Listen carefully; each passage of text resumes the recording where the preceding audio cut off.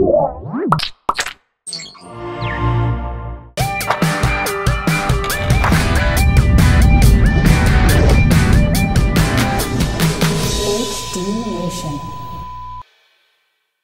now we got a very interesting tweet recently asking, can I turn a VGA-only LCD monitor into a TV? Well, it just so happens that we recently got a hold of a device that allows us to do just that. And here to tell us more about it is our producer, Mr. Roger Chang. Hey, welcome to the show. Thank you for having me on cool. my show again. So, what are we talking about here? Another USB TV tuner or what? No, this is the KWorld's ATSC/QAM TV box. It's an external box that's designed to turn your computer monitor into an HDTV. Awesome. With no PC required. ATSC being the over-the-air digital signal, QAM or QAM being what you get from your cable provider in digital, some cases. Unencrypted digital cable. Cool. And you know, for what it is, it's a very simple and straightforward product that works as it was advertised. What kind of connections are we talking about here? So this particular model, the SA295QDE, is about $109. Rolls right off the tongue. I know. I wish I would come up with a fancier name like Leapfrog, or not. You can't use Leapfrog. Like Lenny. Lenny. Lenny. It's Lenny's about $109 here, and it features a DVI and RGB connections as well as component video out up to 1080i. And I see you have a yes. different cables here for this. It looks like a DVI to DVI in that case. It says it supports HDMI, and basically HDMI support is achieved by using a cable. A converter cable, so no audio. No audio via the HDMI cable. You have to get it through the stereo audio 1/8" jack in the back. Is that going to be a problem, you think, for most monitors? For most people, you know, I have yet to see a PC monitor with built-in speakers. I've seen them on all-in-one PCs, but I have not seen them on standalone. I've seen them, but I don't necessarily want to listen to them. So, and you know, it's designed to be kind of a pass-through device. So you can have your PC hooked in, and it will pass the video signal through this, and then the monitor's connected to this, as well as your sound and speakers. Terrific. And demonstrate this thing for me. So yeah, it's a very simple product. Once you get it running, you just hit the home button, and one of the first things you actually want to do is actually go through and select a source. I've selected terrestrial here because we're in the studio, we do not have cable.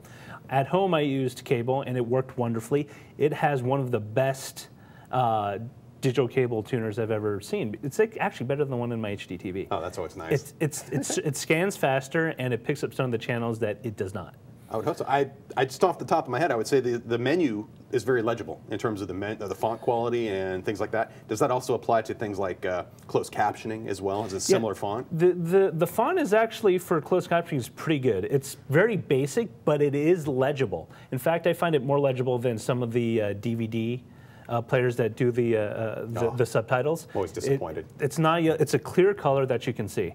I noticed that you have a USB drive connected on the front of this. What does that allow you to do?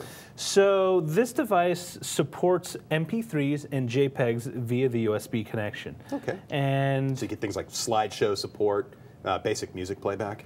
Yeah, anything that, you know, any kind of music that is in an MP3 format and any image that is in a JPEG format. Once you activate it, it's a simple matter of just following the file tree. And as you can see here, I have 2 songs that have a very easy to understand treble clef to denote that it's music. Good deal. And then on the pictures, it will basically give you a thumbnail view of all the photos in there.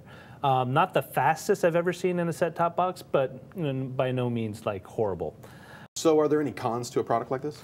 Well, one of the big ones is the remote itself. It's actually not very self-explanatory. In fact, it's kind of confusing. It took me a couple of nights to figure it out. Cryptic icons? Cryptic icons, very vague. You know, understanding of what it does, but once you figure it out in a couple of days, passable. it sort of makes sense. Gotcha. But you know, if you were to pull this product out, it's definitely something you're gonna have to read the manual on, because you wouldn't, like some of these, like what was it, the house and the slow arrow button. Home? Took me for home. Yeah, he figures it out. It takes me a night and a half to figure it out. I've played with a few remotes.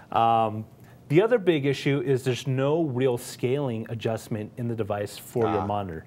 Now, if you have a monitor like the one we have here that we can actually adjust the scaling inside it, we can adjust it to 1:1. You have to dig into the menus, though, to figure out, you know, hey, do I want the whole picture to stretch out for standard def content and for high-def content, you know, maybe there'd be another preset for that one. But if you have one of the older 5x4, the little square LCDs, remember the square LCDs? Or say an older first generation one of these that didn't have the scaling adjustments in, then it's going to stretch it out to fill the screen. And depending on what your monitor might look like, it's probably going to look really, really weird, distorted. Make sure you have some scaling functionality built into the monitor before you go jumping into a product like this. Exactly. Okay. And my final issue really is price. It's about 110 bucks. They do have a cheaper version, about 90, I think it's $90, $95. That's just VGA out without the component and the rest. But that's still kind of pricey for what it is. I was hoping one of these products would probably retail for under $70, maybe 70, 75 bucks. But no. I mean, you were telling me that there aren't that many options for products like these, are there? I thought there would be more, and it turns out that this is probably the only one that is currently selling new, like out of the factory, and not being resold or refurbished, you know, on sites like Amazon, Buy.com, and stuff like that. Good deal. Well, hey, thank you very much for the review.